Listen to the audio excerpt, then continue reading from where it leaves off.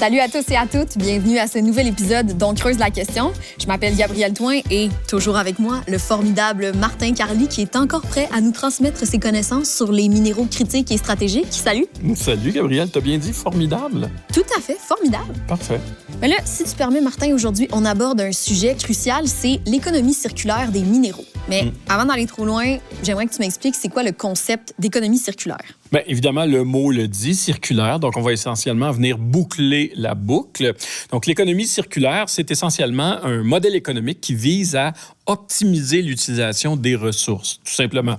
Donc, c'est un modèle qui fait en sorte que tout ce qui est produit va être récupéré, revalorisé, recyclé et réutilisé, d'où le fait qu'on revienne au point de départ. Donc, on va boucler la boucle. Donc, ainsi, on va créer un cycle, un cercle, si on veut, d'où le nom d'économie circulaire, parce que on boucle la boucle. Fait que, concrètement, comment est-ce qu'on recycle les minéraux? On parle depuis tantôt de recyclage de minéraux. Physiquement, techniquement, comment on fait ça?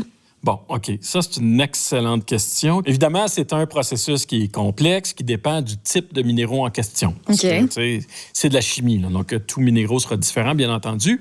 Pour le lithium et le cobalt, qui sont souvent présents dans les batteries, par exemple, les batteries de voiture, et ainsi de suite, bien, on peut broyer les batteries, séparer les matériaux, récupérer les métaux par utilisation de solutions aqueuses. Donc, c'est de la chimie. OK.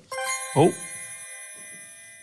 Mine de rien, l'économie circulaire s'applique à tous les secteurs de l'économie, comme celui de la construction de nouvelles infrastructures. Bien, ça, c'est vrai. C'est pas parce qu'on crée quelque chose de nouveau qu'on peut pas le faire à partir du modèle circulaire. Si on demande de bâtir une nouvelle infrastructure en suivant les principes de l'économie circulaire, bien, la première affaire à faire, c'est de se pencher sur quels matériaux sont les plus durables, comment réutiliser ce qui est déjà accessible et comment recycler ce qui devait auparavant être jeté. Donc, ça, c'est les choses qui doivent nous habiter. Donc, dans cette optique-là, on peut décider d'utiliser de l'aluminium et du cuivre pour construire.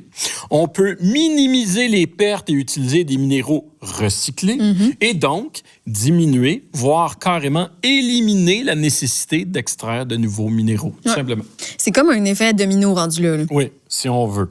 Puis, comme on disait au premier épisode, les minéraux critiques et stratégiques, MCS, hein? On disait ça aussi au premier épisode. On disait ça. Sont pas mal à la base de la fabrication de tout ce qu'on a besoin pour rendre le Québec plus vert. Donc, ils jouent tous un rôle clé pour le mouvement plus grand de l'économie circulaire du Québec. Bien, merci beaucoup pour toutes ces informations-là. C'est assez inspirant. Bien, merci à toi, Gabrielle. Ça a été un véritable plaisir de creuser ce sujet-là. Hein?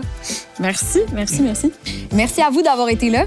Pour en apprendre plus sur les minéraux critiques et stratégiques d'ici, l'économie circulaire, tous les projets concrets qui y sont reliés, on vous invite à écouter la version longue de cet épisode et la série complète sur Cube Radio.